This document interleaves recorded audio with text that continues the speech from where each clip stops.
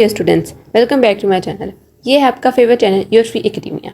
Okay बच्चों, आज की वीडियो जो है वो बहुत इंपॉर्टेंट होने वाली है, क्योंकि आज की वीडियो में बेसिकली हम डिस्कस करेंगे कि किस तरह थोड़ी सी मेहनत करके आप लोग अपनी सब्जेक्ट जो है वो बहुत आसानी से जो है वो क्लियर कर सकते हो। ठीक है, वीडियो को आप लोगों ने एंड तक देखने में आपको गेस्ट भी प्रोवाइड करूँगी और इसके साथ मैं आपको कुछ टिप्स भी दूंगी जो कि आप लोगों के लिए बहुत ज़्यादा एसेंशियल होने वाली हैं। अगर बच्चों आप पेपर की बात करें तो पेपर जो आपका है वो 15 नंबर का है। ठीक है, जिसके अंदर 10 आपको एमसीक्यूज आएंगे। ठीक है, जिसके अंदर कोई चॉइस नहीं होगी, आपने सारे करने होंगे और 2 पार्ट होंगे आपके शॉर्ट क्वेश्चन आंसर होंगे। सब कुछ आप लोगों को पता है, पेयरिंग स्कीम आप लोगों की सेम है, each and everything is same. ठीक है, अब हम डिस्कस कर रहे हैं शॉर्ट क्वेश्चन आंसर्स और आपके लॉन्ग क्वेश्चन आंसर्स। सबसे पहले अगर शॉर्ट क्वेश्चन आंसर्स की बात करूँ बच्चों, सॉरी टू से पीएस के पेपर के अंदर शॉर्ट क्वेश्चन आंसर्स हो या लॉन्ग क्वेश्चन आंसर हो या फिर एमसीक्यूज हो, पेपर जो होता है वो एक्सरसाइज में से बहुत कम आता है। लाइक 20 to 30% जो होता है वो एक्सरसाइज में तो होता है, जबकि बाकी 80 to 70% जो होता है वो सारा का सारा रीडिंग में से आ रहा होता है। ठीक है, तो आप लोगों के लिए बहुत बहुत ज़रूरी है कि आप लोग जो है वो अपनी रीडिंग जो है वो अच्छे तरीके से करो। लेकिन अब चूंकि आपके पास टाइम बहुत ज़्यादा कम है, ठीक है, तो हमने करनी है स्मार्ट स्टडी। तो आपके लिए बेस्टेस्ट ऑप्शन यही है कि आप लोग गेस्ट पेपर को फॉलो करो और उसके साथ साथ पास पेपर्स को सॉल्व करो। जितने भी पास पेपर्स के अंदर शॉर्ट क्वेश्चन आंसर आते हैं उनको आप लोगों ने इस तरीके से कर लेना है। यहाँ पर जो मैं आपको गेस्ट पेपर प्रोवाइड कर रही हूँ, it is very very useful. ठीक है, ये क्वेश्चंस बहुत बहुत इंपॉर्टेंट है। इंशाल्लाह इसमें से 70 to 80% आप लोगों का पेपर आ जाएगा। दैट वुड बी बेनिफिशियल कि आप लोग अपनी सब्जेक्ट जो है वो क्लियर कर लो। ठीक है, मोस्ट इंपॉर्टेंट चीज़ क्या है कि आप लोग हर एक चीज़ को थोड़ा थोड़ा कवर करके जाओ। ठीक है, ये आप लोगों के लिए बहुत ज़रूरी है। सबसे पहले तो आप लोगों ने ये करना है कि आप लोगों ने अपने एमसीक्यूज जो है वो अच्छे तरीके से कर लेने और किस तरह करने हैं। सबसे पहले तो आप लोगों ने अपने एक्सरसाइज के सारे एमसीक्यूज कर लेने हैं जो आपके 4 के चैप्टर्स हैं। ठीक है, अच्छी तरह आप लोगों ने अपने एमसीक्यूज कर लेने हैं। उसके बाद आप लोगों ने अपने पास पेपर उठाने हैं। ठीक है, जो भी आप लोग पास पेपर फॉलो कर रहे हो, ठीक है, जो मॉडल पेपर्स फॉलो कर रहे हो उनको उठाना है आपने और आप लोगों ने अच्छी तरह सारे पास पेपर्स जो हैं वो सोल्व कर लेने हैं। ठीक है, मीन्स कि उनके जितने भी एमसीक्यूज आए हैं, ये आप लोगों के एमसीक्यूज का पोर्शन हो गया क्लियर।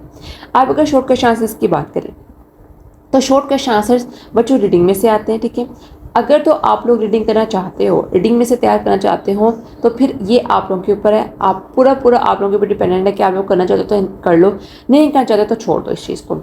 अभी मेरी तरफ से जो आपके लिए राय है वो यही है कि अभी आप लोग इस चीज़ को मत छेड़ो। या हो सकता है कुछ आप लोगों के लिए कुछ पास जो आप लोगों ने याद किया हुआ है पहले से वो आपके सिर में थोड़ा थोड़ा हो तो आप लोगों को इतना मुश्किल ना लगे, but it would be very very difficult for you कि अभी आप लोग अगर उसको दोबारा से स्टार्ट करने बैठो। ठीक है, तो मेरा आप लोगों को मशवरा यही है कि आप लोग गेस्ट पेपर अच्छी तरह करो। ठीक है, पास पेपर अच्छी तरह करो। ठीक है, ताकि आप लोग एटलीस्ट 50 में से 25-30 नंबर जो है पासिंग मार्क एटलीस्ट आप लोग सिक्योर कर सको, क्योंकि आप लोगों का आप मेन मकसद जो है 50 में से 50 मार्क्स लेना नहीं है। ठीक है, अब आप लोगों का मेन मकसद जो है वो यही है कि आप लोग अपनी सब्जेक्ट जो है वो क्लियर कर लो, सब्जेक्ट जो है वो अपनी पास कर लो। ठीक है, तो ये थी कुछ बहुत इंपॉर्टेंट बातें जो आप लोगों ने अपने जहन में रखनी है। लॉन्ग क्वेश्चन के हवाले से मैं आप लोग आगे जाके बताती हूँ कि आप लोगों ने किससे फॉलो करना है। अब हम देख लेते हैं आपके शॉर्ट क्वेश्चन आंसर्स। चीन का तारुफ 2 लाइनों में करें। क्या पाकिस्तान के बाद दरपेश कोई सी 2 मुश्किलात तहरीर कीजिए। कार्य से क्या मुराद है। हम नसाबी सरगर्मियों क्यों जुड़ी हैं। सनफी इम्तियाज़ की तारीफ कीजिए।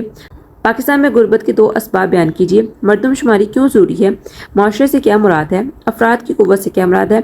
जिप्सम के 2 इस्तेमालात तहरीर कीजिए। तजारती खजारा क्या है। इकलियत की तहरीर कीजिए। पाकिस्तान के 2 मशहूर मुसव्वरों के नाम तहरीर कीजिए। सानवी और आला सानवी तालीम से क्या मुराद है। पश्तो ज़बान के 2 मशहूर शोरा के नाम लिखिए। मुकामी सनत से क्या मुराद है। दफाई सनत से क्या मुराद है। सैलाबी शहरों से क्या मुराद है। चीनी मिट्टी के 2 इस्तेमाल तहरीर कीजिए। छोटी सनत के 2 मसाइल तहरीर कीजिए। 4 मशहूर पंजाबी किस्सों के नाम लिखिए। एलिमेंट्री तालीम से क्या मुराद है। पाकिस्तान में गुर्बत के 2 असरात बयान कीजिए। मखलूस सकाफत से क्या मुराद है। स्टील मिल के लिए बिन कासिम बंदरगाह की क्या अहमियत है। पाकिस्तान में गैर मुल्की सरमायाकारी कम होने की अहम वजह क्या है। दफाई सनत से क्या मुराद है। आबादी और वसाइल के दरमियान तवाज़ुन कैसे कायम किया जा सकता है। मरदमशुमारी किसे कहते हैं। पाकिस्तान में पहली मरदमशुमारी कब हुई। यूनिवर्सिटी की तालीम क्या होती है। कोई से 3 पंजाबी शोरा के नाम लिखें। सियाहत के फ़रोग़ के लिए पाकिस्तानी अवाम की 2 जिम्मेदारियाँ बयान करें। पाकिस्तान की 2 अहम दरामदार तहरीर कीजिए। सैयद यूसुफ रज़ा गिलानी ने वज़ारत उज़्मा का ओहदा कब और क्यों छोड़ा। छोटी सनत से क्या मुराद है। 1973 के आइन की 18वीं तरमीम के 2 नकात लिखिए। पाकिस्तान के बरी और बहरी रास्ते क्यों अहम हैं। चीन और पाकिस्तान का इक़्तिसादी राहदारा मनसूबा क्या है। इस्लामिक कॉन्फ्रेंस की तंजीम के क़याम का पस मंज़र क्या है। सकाफत से क्या मुराद है। 2 जदीद के 2 शोरा के नाम तहरीर कीजिए। पाकिस्तान ने एटमी धमाके कब और कहाँ कैसे किए। पनाहगाह के क़याम के 2 मकासद तहरीर कीजिए। शहरी और बरानी इलाकों में उशर की शरह क्या मुकर्रर की गई। वस्ती एशिया की 4 मुस्लिम रियासतों के नाम तहरीर कीजिए। पाकिस्तान की बरी और बहरी रियासतें क्यों अहम हैं। पाकिस्तानी सकाफत की 2 नुमायाँ इख्तियार लिखिए। भूटान का मुख्तसर तारुफ तहरीर कीजिए। बैनुल-अक़वामी तजारत के लिए कराची शहर की क्या अहमियत है। स्टील मिल के लिए बिन कासिम बंदरगाह की अहमियत क्या है। ये बच्चों थे आपके most important short question answer. मैं यहाँ पर एक और चीज़ लाजमन मेंशन कर दूँ कि इन क्वेश्चन को आपने हरफ आखिर नहीं मान लेना है कि यही मैम ने बताया यही आने हैं, ठीक है। मैं उनको 12 मेंशन कर रही हूँ कि ये क्वेश्चन जो हैं ये बहुत इंपॉर्टेंट क्वेश्चन है। आप लोगों ने बाकी सारे भी क्वेश्चन करने हैं, लेकिन इन क्वेश्चन को आप लोगों ने हरगिज मिस नहीं करना, ठीक है। आप लोगों के 50 से 70% क्वेश्चन इन्हीं में से आएंगे, ठीक है। तो ये क्वेश्चन बहुत इंपॉर्टेंट है, ठीक है। पास्ट पेपर्स के क्वेश्चन आप लोगों ने एक नहीं छोड़ना। बहुत ज़्यादा पेपर जो होगा वो आप लोगों का पास्ट पेपर्स में से ही आएगा इंशाअल्लाह, और आप लोग बहुत आसानी से उसको सोल्व कर लोगे। और उसके अलावा बहुत इंपॉर्टेंट बात जो है कि आप लोगों को करंट इश्यूज़ के बारे में या करंट जो गवर्नमेंट है उसके बारे में भी आप लोगों को होनी चाहिए, ठीक है। कुछ इल्म आपको इस बारे में होना चाहिए कि कौन हमारे प्राइम मिनिस्टर हैं, ठीक है, कौन हमारी CM है, ठीक है, कौन हमारे अपना आर्मी चीफ है। ये सारी चीज़ें आप लोगों को जनरल पता होनी चाहिए, ठीक है। ये आपको क्वेश्चन आ सकते हैं, ठीक है। बहुत इंपॉर्टेंट है, ये जनरल चीज़ें हैं जो बच्चों को जहन में होनी चाहिए, ठीक है। आप लोग भी न्यूज़ सुनते हैं, सब न्यूज़ सुनते हैं, तो ये जनरल नॉलेज के क्वेश्चन है, ये हर बच्चे को आने चाहिए, ठीक है। और जैसे अभी आपने देखा कि ओलंपिक्स में अरशद नदीम ने जो है वो गोल्ड मेडल जीते, इसके बारे में आप लोगों से क्वेश्चन आ सकता है, ठीक है। तो जनरल नॉलेज के क्वेश्चन है ये आप लोगों को आने चाहिए। अब बच्चों हम डिस्कस करेंगे आपके लॉन्ग क्वेश्चन के लिए मैं आपको बहुत इंपॉर्टेंट बात बता दूं कि मैंने इसके अंदर गेस्ट पेपर के अंदर इन्वॉल्व किए हैं चैप्टर नंबर 5 में से और चैप्टर नंबर 7 में से लॉन्ग क्वेश्चन आंसर्स, क्योंकि इन चैप्टर्स को करना बहुत ईजी है। एक तो चैप्टर छोटे बहुत है, ठीक है, चैप्टर नंबर 5 बहुत छोटा है, बहुत ईजी आप लोग कर सकते हो। और दूसरी बात ये कि इनमें से आप लोग अगर शॉर्ट क्वेश्चन आंसर तैयार करें तो मेजोरिटी पेपर जो होता है वो आप लोगों का तैयार हो जाता है। इसलिए मैंने ये 2 चैप्टर शूट किए, इन्हीं में से आप लोगों को मैंने गेस्ट प्रोवाइड किया, ठीक है। इसके अलावा कोई बड़ा चैप्टर नंबर 6 का जाता है, चैप्टर नंबर 8 का जाता है, इट्स अप टू यू, ठीक है। उसका गेस्ट जो है वो मेरे चैनल पर मौजूद है। जब मैंने 10th क्लास के PS का एग्जाम बच्चों को दिए थे, ठीक है, कैसे पेपर्स दिए थे, उसका लिंक मैं डिस्क्रिप्शन में दे दूंगी। अगर आप लोग वो वाला गेस्ट भी फॉलो करना चाहते हो that would be very beneficial. वो गेस्ट बहुत अच्छा है, ठीक है, मैंने बड़ी मेहनत से बनाया था, वो भी बहुत अच्छा है, आप लोग उसको भी फॉलो कर सकते हो। उसके क्वेश्चन भी कर लो और इसके क्वेश्चन भी कर लो, दोनों क्वेश्चन करो, that would be very beneficial for you, ठीक है। अब हम देखते हैं आपके लॉन्ग क्वेश्चन से 1976 से 98 के दरमियान नफाज इस्लाम के सिलसिले में की गई कोशिशों का जिक्र कीजिए। 1970 के आइन की अहम निकात तहरीर कीजिए। गैर अदबी मादनियात पर मुफस्सल नोट लिखिए। मियां मोहम्मद नवाज शरीफ के दौरे हुकूमत की इस्लाहात तफसील से बयान करें। जुल्फ़िकार अली भुट्टो की अहम इस्लाहात तफसील से लिखें। जनरल परवेज़ मुशर्रफ की सनती और माशरती इस्लाहात लिखें। पाकिस्तान में ज़राअत के मसाइल, पाकिस्तान की बरामदात और दरामदात, पाकिस्तान में तवानाई के मसाइल पर नोट लिखें। पाकिस्तानी बंदरगाहों खुशगोदियाँ और उनकी अहमियत तफसील से बयान कीजिए। पाकिस्तान की मईशत में मादनियत अहम किरदार अदा करती है, तफसील से बयान कीजिए।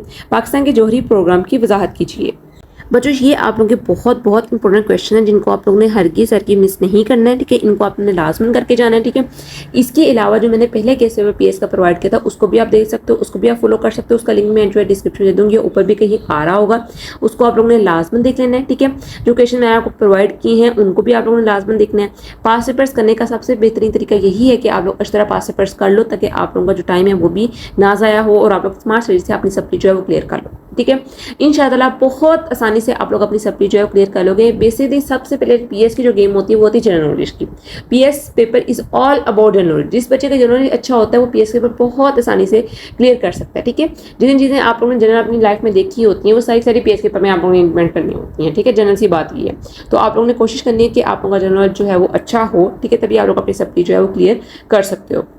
और दूसरी बात बहुत इंपॉर्टेंट ये कि बिल्कुल भी पैनिक आप लोगों ने नहीं करना। सप्ली जो है वो आदत होती है, it's not a big issue, ठीक है।